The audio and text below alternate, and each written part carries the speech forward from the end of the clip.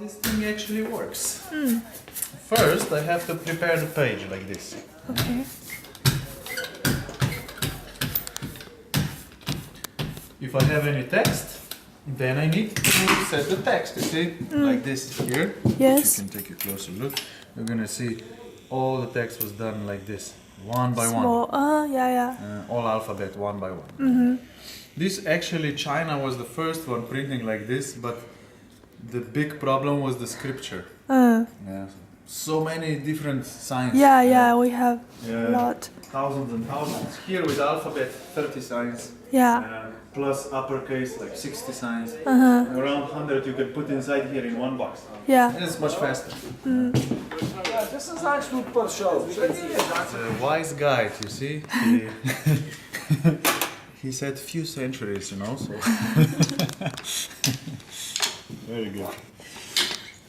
Yeah, this is a replica of Gutenberg press. Same way was used to print first Slovene language book. And when I have the page set here, I just apply the ink.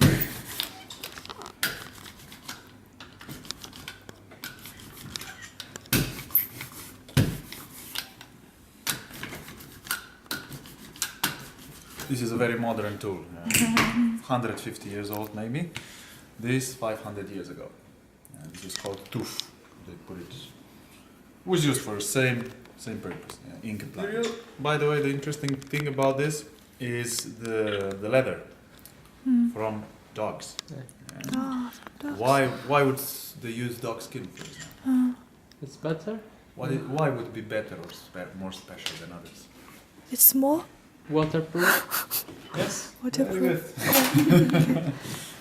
They don't sweat their skin, no pores. So it's waterproof. They use it for drums as well in some countries. But Chinese are not the reason why there is no dogs here. I've seen a lot of cats. That's why. Prints today. So for the first print, I never know how it's gonna look like. They're using handmade paper as well here.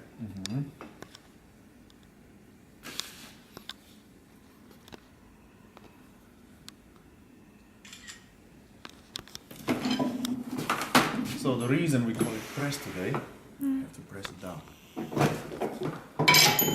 Apply the pressure with this pressing machine.